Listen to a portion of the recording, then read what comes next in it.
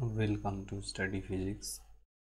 आज के लेक्चर में हम लोग वेक्टर एंड स्केलर का थर्ड पार्ट देखेंगे और वेक्टर और स्केलर को कंटिन्यू करेंगे। तो जो आज का हमारा फर्स्ट टॉपिक होगा वो होगा डिफरेंशियल कैलकुलस। तो डिफरेंशियल कैलकुलस तो डिफरेंशियल कैलकुलस में हम लोग आज पढ़ेंगे डिफरेंशिएशन और उसी को बोला जाता है रेट ऑफ चेंज। सो इसमें हम लोग पढ़ेंगे डिफरेंशिएशन ऑफ सपोज दो क्वांटिटी हम लोग अगर कंसिडर करें, that is differentiation of y with respect to x। तो इसको हम लोग कहते हैं रेट मेजरर। सो आज हम लोग इस रेट मेजरर के बारे में स्टडी करने वाले हैं। तो देखिए, इसमें हम लोग जनरली क्या देख सकते हैं कि सपोज़ हमारे पास दो क्वांटिटी है, वो एक x और एक y। सो y और x में हमारे पास सपोज कुछ रिलेशन है। तो सब हम आइए इसको लिख कर देखते हैं। So if some quantities y and x are interrelated,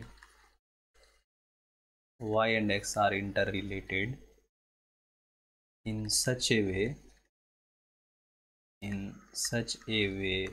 that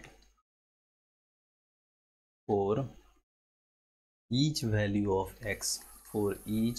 value of x there is one and only one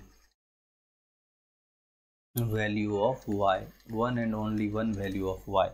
सो अगर हम लोग इसको देखना चाहेंगे तो कैसे देख सकते हैं कि सपोज़ हमारे पास जो है वो y और x आपस में इस तरह इंटर रिलेटेड है कि हर एक वैल्यू x के हर एक वैल्यू के लिए हमारे पास y का एक पर्टिकुलर वैल्यू। सो अगर हमारे पास इस तरह का कुछ ग्राफ हो, तो सपोज़ हमने अगर कुछ x डिस्टेंस पर, यहाँ से कुछ x डिस्टेंस पर, ये हमारा x एक्सिस है और ये हमारा y एक्सिस है। सो इस पर हमने सपोज़ सम x डिस्टेंस पर हमने एक पॉइंट सेलेक्ट किया, उस पॉइंट का नाम हमने a रखा, और इससे थोड़ा सा displacement means delta x distance पर हमने अगेन एक पॉइंट कंसीडर किया और इसका नाम हम लोगों ने b रखा। सो जब इसका नाम हम लोग b रखेंगे तो यहाँ पर हम अगर चेक करें तो जिस तरह हमने एक पॉइंट x का लिया तो हमें एक वैल्यू उसके करस्पॉन्डिंग y का मिल रहा है, और अगेन एक दूसरा पॉइंट x का लिया तो एक पर्टिकुलर वैल्यू y का मिल रहा है। तो इस तरह के कंडीशन जब हमारे पास हो जहाँ पर एक पर्टिकुलर वैल्यू ऑफ x के लिए एक पर्टिकुलर और एक फिक्स वैल्यू ऑफ y हो, तो उसमें अगर हम लोग रेट चेंज को पढ़ना चाहेंगे या फिर डिफरेंशिएशन को पढ़ना चाहेंगे तो देखिए हम कैसे पढ़ सकते हैं। सो सपोज़ हमारे पास इधर में जो चेंज है वो डेल्टा x चेंज होने से हमारे पास y में भी सर्टेन चेंज हो रहा है। तो देखिए, इस y के चेंज को हम अगर डेल्टा y लिखेंगे तो हम इस रेट चेंज को अगर पढ़ना चाहेंगे तो देखिए हम किस तरह पढ़ सकते हैं। Let us consider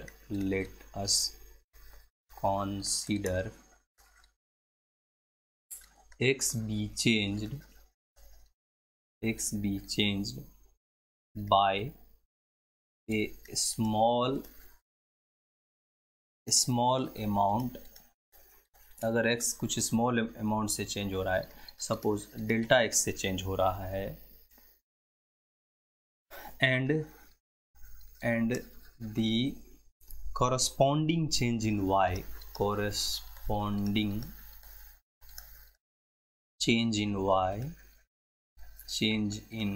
y is delta y। जैसा कि हमने अभी देखा, जब हमने x में थोड़ा सा चेंज किया तो हमारा y का वैल्यू भी थोड़ा सा चेंज हो रहा था। सो अगर x के चेंज को डेल्टा x कहा तो y के चेंज को हम लोग डेल्टा y कह रहे हैं। तब हम लोग इस सिचुएशन में क्या करते हैं, then we define rate of change of y with respect to x as follow। तो अगर हमने इसमें देखा कि हमारे x में चेंज होने से जो y में चेंज हो रहा है, तो हम लोग रेट ऑफ चेंज को किस प्रकार डिफाइन करते हैं। सो देखिए, इसमें हम लोगों ने देखा कि हमारा x में जो चेंज हो रहा था वो डेल्टा x से जब चेंज हो रहा था, तो इससे जो इफ़ेक्ट हुआ, इससे जो हम लोगों को इफ़ेक्ट मिला y में, वो कैसा कि हमारा y जो है सो डेल्टा y से चेंज हो रहा था। तो हम लोग क्या कह सकते हैं कि इन दोनों को चेंज को अगर हम लोग रेशियो लेंगे या इन दोनों का चेंज जो है वो कैसा दिख रहा होगा। सो हमें रेट ऑफ चेंज जो दिख रहा होगा, rate of change means x में चेंज करने से जो y में चेंज हो रहा होगा, तो उसको ही हम लोग रेट ऑफ चेंज कहेंगे। तो हमने क्या कहा कि जब हमने x में कुछ चेंज किया तो y में हमारा जो कुछ भी चेंज हुआ, अगर हम इस दोनों का रेशियो लेंगे तो हमें रेट ऑफ चेंज पता चल जाएगा। तो इस प्रकार सपोज हमने रेट ऑफ चेंज डिफाइन किया कि rate of change is equals to delta y by delta x। तो अब अगर कंसीडर करिए कि हम लोग यहाँ पर पॉइंट वाइज अगर देखना चाहेंगे, तो देखिए जो हमारा डेल्टा x में चेंज हो रहा था उसकी वजह से जो डेल्टा y में चेंज मीन्स y में जो डेल्टा y चेंज हुआ, तो अगर ये पॉइंट A है, ये पॉइंट B है और हमने इस पॉइंट को अगर C कंसीडर किया, तो जो हमारा x में चेंज हो रहा है वो AC हो रहा है और y में जो हमारा चेंज हो रहा है वो BC हो रहा है। तो इस तरह अगर हम लोग इस delta y by delta x को लिखना चाहेंगे, so delta y by delta x को लिखना चाहेंगे, तो अकॉर्डिंग टू जो हमारा अभी का पिक्चर है उसमें जो चेंज हो रहा है ये हमारा हो जाएगा BC बाई AC। देखिए यहाँ पर हम लोग देख सकते हैं जो y में चेंज आया वो BC का और x में जो चेंज आया वो AC का। सो इसको हम लोग इस प्रकार कह सकते हैं। अब देखिए ये जो y का चेंज और x का चेंज हो रहा है, इसको अगर हम लोग कंसीडर करें कि ये हमारा एक ट्रायंगल है और सपोज़ ये वाला जो वैल्यू है वो हमारा थीटा है, मीन्स क्योंकि हम इसको इसलिए है तो ये कर्व, लेकिन हम इसको कंसीडर कर सकते हैं ट्रायंगल का। क्यों? क्योंकि हम इसको एक छोटा सा सेक्शन ले रहे हैं, मीन्स बहुत एलिमेंट्री कंसीडर कर रहे हैं, मीन्स बहुत बड़ा नहीं ले रहे हैं। तो उस इस इंस्टेंट ये जो कर्व है वो एक स्ट्रेट लाइन की तरह बिहेव करेगा, तो हम इसको इस तरह से ले सकते हैं कि ये हमारा ट्रायंगल हो रहा है। सो जब ये हमारा ट्रायंगल हो रहा है तो देखिए इस ट्रायंगल में जो हमारा y है मीन्स BC जो है वो परपेंडिकुलर होगा और AC जो है वो हमारा बेस हो जाएगा। सो अगर हम लोग कह रहे हैं कि BC बाई AC, इसका मतलब यही तो है, इसका मतलब यही तो है कि BC बाई AC जो है वो हमारा tan थीटा है। तो इस तरह हम कह सकते हैं कि जब भी कभी हमें रेट चेंज निकालने का होगा, तो अगर हम उस कर्व पर किसी पोर्शन में tan थीटा अप्लाई करेंगे तो हम जो है वो रेट चेंज कैलकुलेट कर सकते हैं। लेकिन अब इसमें एक प्रॉब्लम है, वो प्रॉब्लम क्या है कि देखिए हम इसको ऐसे समझ सकते हैं कि जब हम इसको कंसीडर कर रहे थे A टू B चेंज को और डेल्टा x और डेल्टा y के चेंज को जब देख रहे थे, तो यहाँ पर डेल्टा वर्ड से ही मीनिंग होता है एवरेज। इस पार्ट को हम लोग थोड़ा सा यहाँ पर देख लेते हैं कि हम जनरली इनको एक बार देखेंगे तो हमारे लिए अच्छा रहेगा। जब भी सपोज़ हम कहीं ऐसा लिखा हुआ देखते हैं एक डेल्टा y, तो इस डेल्टा y का मतलब होता है एवरेज चेंज, मीन्स इसमें हम एवरेज स्टडी कर रहे होते हैं, एग्जैक्ट स्टडी नहीं कर रहे होते। तो देखिए यहाँ पर जब हम एवरेज स्टडी कर रहे हैं तो एवरेज वर्ड और एग्जैक्ट वर्ड का हमको डिफरेंस मालूम है। एवरेज में चांसेस है एरर होने का, पर एग्जैक्ट तो एग्जैक्ट है। सो हम लोग यहाँ पर कह सकते हैं कि ये जो हमारा रेट चेंज है ये it is for average study. अगर हम कमेंट करना चाहें it is for average study, so it is not so precise. ये उतना ज़्यादा प्रिसाइज रिजल्ट नहीं देगा, मीन्स उतना परफेक्ट रिजल्ट जो है वो हम लोगों को नहीं देगा। It is not so precise. अब देखिए अगर ये प्रिसाइज नहीं है तो हम लोग फिर इसमें क्या किसको पढ़ते क्यों? तो पढ़ते इसलिए कि जस्ट एक एवरेज आइडिया मीन्स थोड़ा सा बेहतर आइडिया होता है हम लोगों को इससे, तो इसलिए हम लोग इसको कंसिडर करते हैं। तो देखिए अब अगर इसमें से हमको सपोज कि एरर रिड्यूस करना है या एवरेज से एग्जैक्ट की ओर जाना है तो हम लोग क्या कर सकते हैं? तो देखिए तो उसके लिए हम लोग थोड़ा सा एक पॉइंट कंसिडर करते हैं।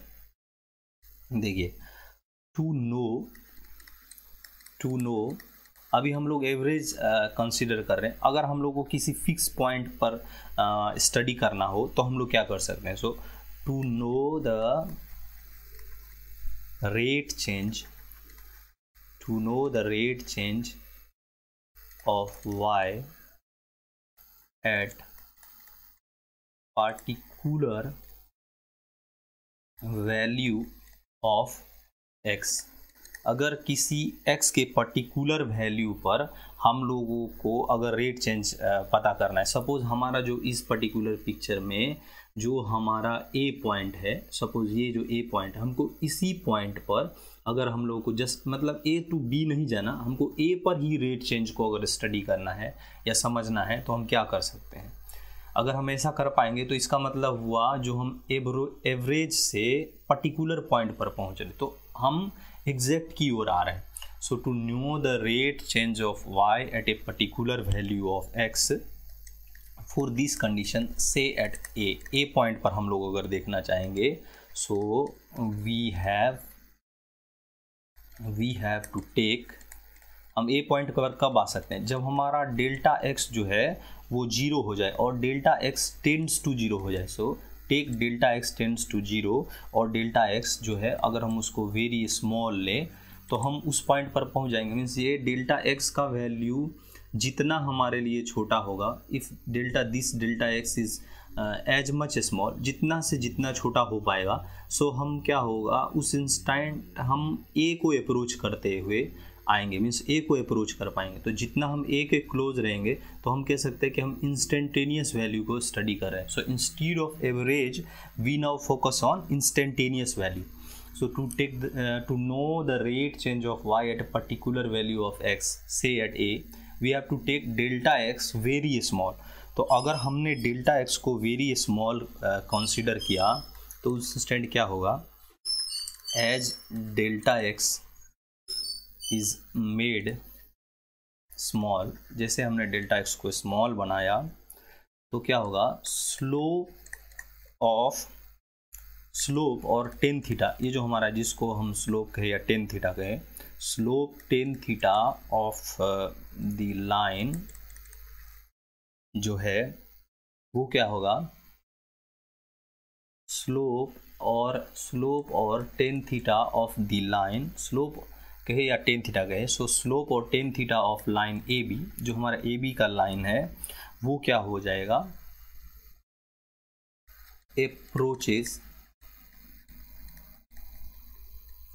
अप्रोचेस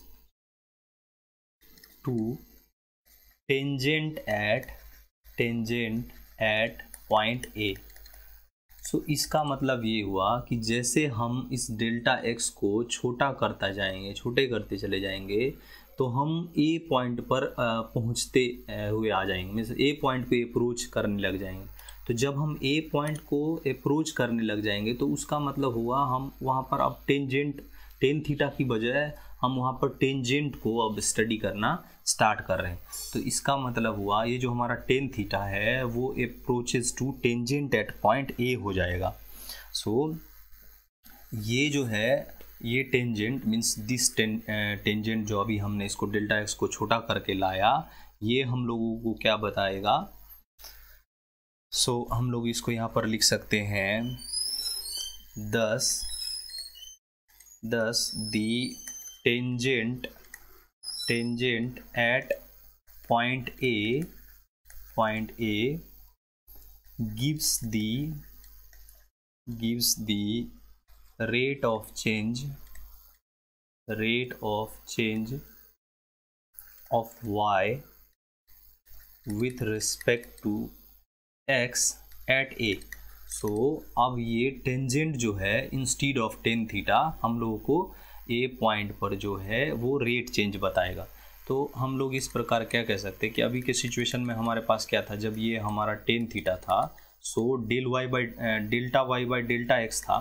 अब अगर हम इस कंडीशन में जो रेट चेंज कर रहे हैं, जब हम टेंजेंट को अप्रोच कर रहे हैं, तो उस टाइम जो हमारा रेट चेंज हो रहा है उसको अगर हम लोग इस तरह लिखे तो इसको हम कैसे लिख सकते हैं कि जब हमारा del y by del x में जो हमारा डेल्टा एक्स था वो टेंड्स टू 0 हो रहा था, तब हम जो है वो टेंजेंट को रीच कर रहे थे और उस टाइम हम जो रेट चेंज को डिफाइन कर रहे हैं वो d y by d x को हम लोग ले रहे हैं। तो अब हम जो यहाँ पर एक कमेंट कर रहे थे, यहाँ पर डेल्टा वाई लिख रहे थे, इसको एवरेज के लिए बोल रहे थे, तो हम लोग बोल सकते हैं कि ये जो हमारा डी वाई होगा ये हमारा इंस्टेंटेनियस स्टडी के लिए हो सकता है।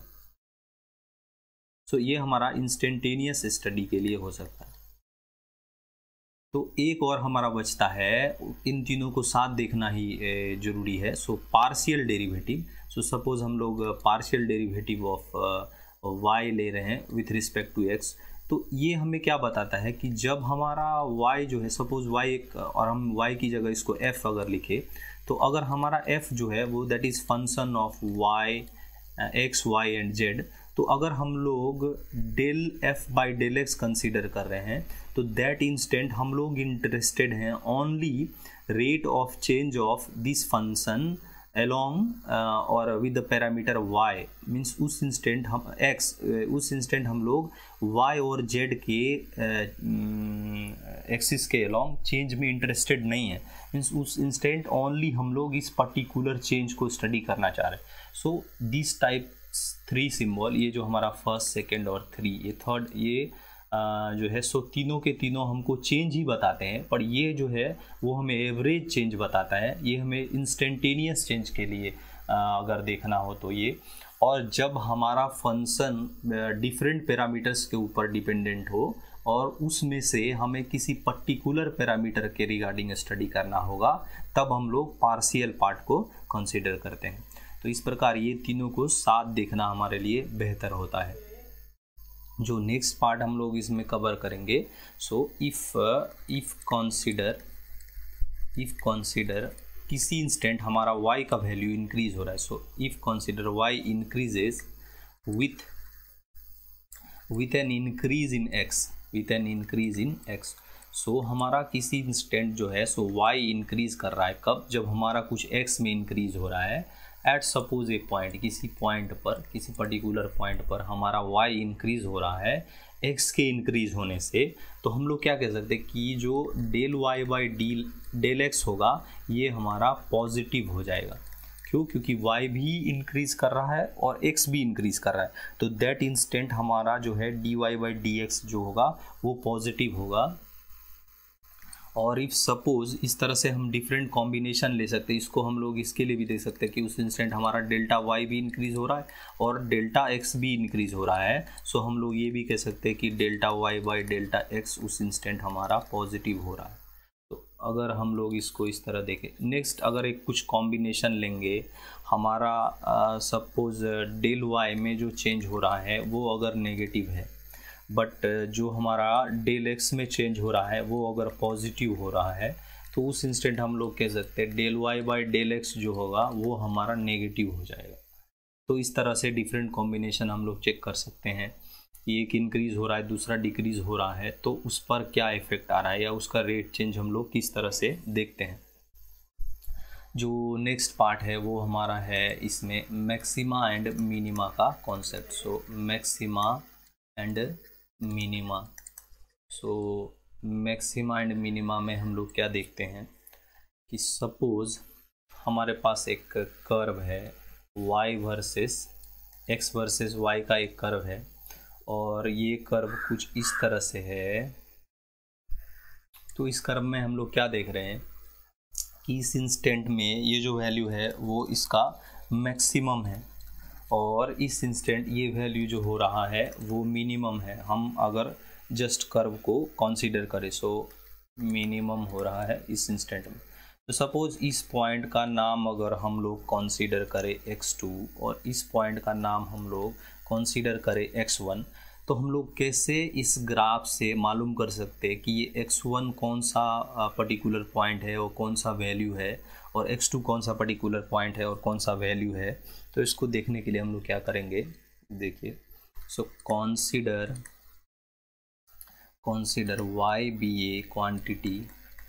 y be a quantity that depends upon x, अगर वो x पर डिपेंड हो रहा है, and y has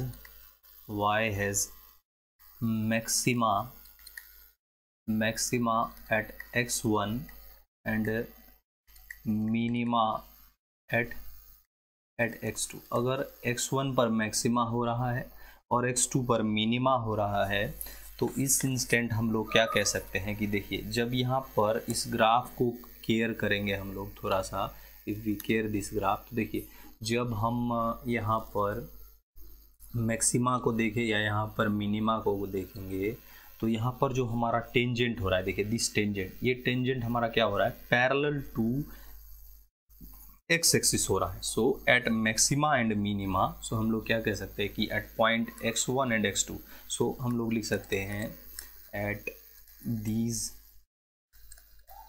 points the tangent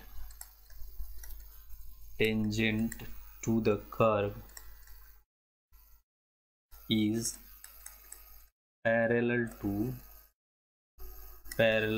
to the x axis. So इस इंस्टेंट में जो हमारा टेंजेंट हो रहा है वो x एक्सिस के पैरेलल हो रहा है।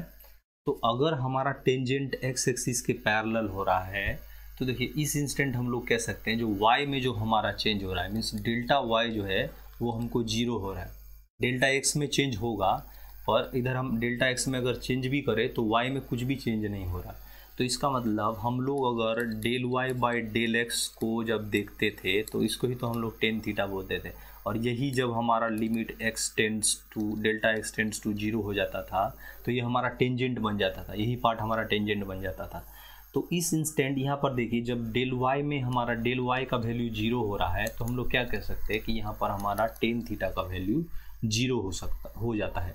तो यहाँ पर हमने क्या कहा, at this point the tangent to the curve is parallel to the x axis, so and hence its slope, इसका जो स्लोप है, जो कि स्लोप इज टेन थीटा, वो इक्वल टू हमारा 0 हो रहा है। तो अगर किसी इंस्टेंट हमारा स्लोप 0 हो रहा है तो ये हमें बहुत अच्छा इन्फॉर्मेशन दे रहा है, और वो इन्फॉर्मेशन क्या है, तो देखिए इसको हम लोग लिख सकते हैं, हेंस एट मैक्सिमा और ए मिनिमा, जब हमारा कोई मैक्सिमा पॉइंट हो और ए मिनिमा पॉइंट हो, तो वहाँ पर क्या होगा, d y by d x को 0 होना पड़ेगा, क्योंकि देखिए यही d y by d x जो है, तो हमको जब डेल्टा वाई और डेल्टा एक्स में लिमिट लगा दे तो ये हमारा d y by d x बन जाता है, तो इसको 0 होना पड़ेगा। तो हम जब भी कभी फंक्शन को डिफरेंशिएट करेंगे उस पैरामीटर के रिस्पेक्ट में जिस पर कि वो डिपेंडेंट है, तो जहाँ कहीं पर भी उसका वैल्यू 0 आएगा तो वहाँ पर हमको आइदर मैक्सिमा मिलेगा और मिनिमा मिलेगा। तो ये हम केयर कर सकते हैं, किसी भी फंक्शन को डिफरेंशिएट करके उसका मैक्सिमा और मिनिमा मालूम कर सकते हैं। तो नेक्स्ट, अगर हम लोग इसमें से कुछ की पॉइंट्स कंसीडर करना चाहेंगे, तो आइए देखते हैं क्या हो सकता है। जो हमारा फर्स्ट की पॉइंट होगा उसमें हम लोग देखिए, आइए अगर यहाँ पर इस पिक्चर को देखें तो देखिए, जस्ट जब हमारा मैक्सिमा है उससे प्रीवियस पोजीशन, मीन्स जस्ट पहले जो हमारा स्लोप है वो जो है वो पॉजिटिव हो रहा है, और इसके बाद मीन्स उसी इंस्टेंट हमारा जो स्लोप है वो 0 हो रहा है, और जैसे उससे आगे जा रहे हैं तो हमारा स्लोप नेगेटिव हो रहा है। सो हम मैक्सिमा से पहले हम पॉजिटिव स्लोप में है, मैक्सिमा पर हमारा स्लोप 0 हो रहा है, और जैसे मैक्सिमा से एक्सीड करते तो हमारा स्लोप जो है वो नेगेटिव बन जाता है। तो इसको हम लोग कुछ पॉइंट्स में कंसीडर कर सकते हैं। सो इसी चीज़ को अगर हम कमेंट करके लिखना चाहें तो हम लोग लिख सकते हैं क्या, just just before maxima, just before maxima the slope is positive। जब हमारा मैक्सिमा से पहले है तो स्लोप हमारा पॉजिटिव होता है, और एट मैक्सिमा जो है, मैक्सिमा ये हमारा slope that is it is zero. So maxima पर हमारा स्लोप जीरो हो रहा है, मैक्सिमा से पहले हमारा स्लोप पॉजिटिव हो रहा है। ये बात हम अगर दूसरे पॉइंट में लिख लें, और तीसरे पॉइंट में अगर हम ये कहें after maxima, after maxima slope is negative. So maxima के बाद हमारा जो स्लोप हो रहा है वो नेगेटिव हो रहा है। तो ये हमें 3 पॉइंट यहाँ से देखने को मिलता है। जब हमारा पॉइंट मैक्सिमम है तो स्लोप जीरो है, उसके बाद नेगेटिव है, और उससे पहले पॉजिटिव है। तो इसमें से अगर हम कुछ पॉइंट यहाँ पर कॉन्क्लूड करेंगे, सो कुछ कॉन्क्लूज़न अगर हम लोग देखना चाहें, सो कॉन्क्लूज़न क्या हो सकता है, ये देख लेते हैं। सो कॉन्क्लूज़न क्या हो सकता है, देखिए पहला dy/dx जो होगा वो डिक्रीजेस, dy/dx जो है डिक्रीजेस एट मैक्सिमा। जब हमारा मैक्सिमा हो रहा है उससे आगे जब जाते तो हमारा dy/dx जो होता है डिक्रीज हो जाता है। तो इस तरह हम लोग क्या कह सकते हैं कि and hence the rate of change of dy/dx is negative at maxima. इससे बोलने का क्या मतलब हुआ, ये बोलने का क्या मतलब हुआ कि देखिए जब हमने किसी पॉइंट पर यहाँ पर ढूंढा कि हमारा जो है स्लोप उसका टेंजेंट यहाँ पर जीरो हो रहा है, तो हमने कहा कि यहाँ पर हमारा मैक्सिमा बन रहा है। अब जैसे ये मैक्सिमा से हम आगे की ओर जाते हैं तो हमारा क्या होता है, ये वैल्यू जो है हमने देखा कि जब मैक्सिमा से हमने दाएं की ओर जाएंगे, मैक्सिमा से पहले हमारा स्लोप क्या हो रहा था, बढ़ रहा था। ये देखिए स्लोप रेजिंग है यहाँ मैक्सिमा से पहले, और जैसे मैक्सिमा के बाद आ रहे तो हमारा स्लोप डिक्रीज हो रहा है, मीन्स इट इज़ नेगेटिव। तो अगर इसका स्लोप नेगेटिव मीन्स किसका स्लोप, मैक्सिमा का स्लोप नेगेटिव, दैट मीन्स हम लोग यहाँ पर कह सकते हैं कि dy/dx का भी अगर हम लोग रेट चेंज मेज़र करेंगे तो वो हम लोगों को नेगेटिव आया। इस स्टेटमेंट का मतलब क्या हुआ कि अगर हम लोग dy/dx का भी रेट चेंज लेंगे तो ये हमारा क्या होगा, नेगेटिव होगा। इसीलिए जहाँ कहीं भी हमको मैक्सिमा आएगा तो हम लोग क्या कहते हैं कि अगर dy/dx हमारा नेगेटिव हो रहा है और d2y/dx² अगर लेस देन जीरो हो रहा है, तब हम कहते हैं कि वो पॉइंट ऑफ मैक्सिमा है। तो यहाँ पर से हम लोग ये चीज़ लिख सकते हैं कि dy/dx अगर हमारा जीरो हो और d2y/dx² अगर हमारा लेस देन जीरो हो, दैट इंस्टेंट हम लोग कहेंगे वो हमारा पॉइंट ऑफ मैक्सिमा है।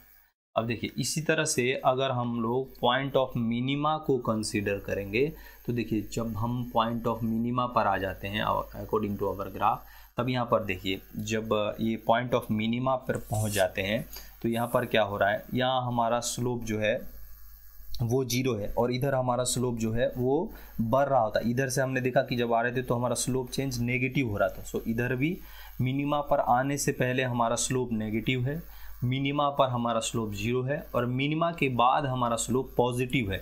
तो इस पार्ट को अगर हम लोग केयर करना चाहेंगे तो हम लोग कैसे कह सकते हैं, जो हम सेकंड पार्ट केयर करना चाहेंगे उसमें कह सकते हैं at a minimum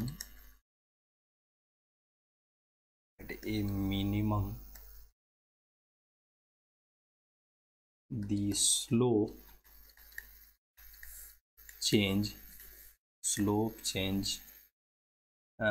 changes from negative to positive, है ना। देखिए पहले जब वो मैक्सिमा से आ रहा था तो उसका स्लोप नेगेटिव था, मिनिमा पर आकर उसका स्लोप 0 हो गया और मिनिमा के बाद उसका स्लोप रेज हो रहा होता है। सो हम लोग क्या कह सकते हैं कि ये नेगेटिव टू पॉजिटिव ट्रेवल कर रहा है, मिनिमा के पास ये नेगेटिव टू पॉजिटिव ट्रेवल कर रहा है। तो पहले हम लोगों ने जो मिनिमा के लिए कंडीशन देख रखा है वो dy/dx = 0 होना चाहिए, और अब इस dy/dx का भी जो रेट चेंज होना चाहिए वो क्या होना चाहिए कि पॉजिटिव होना चाहिए, तभी वहाँ पर मिनिमा एग्जिस्ट करेगा। तो इसको हम लोग इस तरह से लिख सकते हैं कि इस स्लोप का भी चेंज जो है वो हमारा क्या होना चाहिए, पॉजिटिव होना चाहिए, दैट मीन्स ग्रेटर देन 0 होना चाहिए, तब हम इसको बोल सकते हैं पॉइंट ऑफ मिनिमा। सो इस तरह हम लोग पॉइंट ऑफ मैक्सिमा और मिनिमा ढूंढते हैं। जब किसी फंक्शन में dy/dx = 0 हो जाता है तो वो पॉइंट हमारा आइदर पॉइंट ऑफ मैक्सिमा भी हो सकता है और पॉइंट ऑफ मिनिमा भी हो सकता है।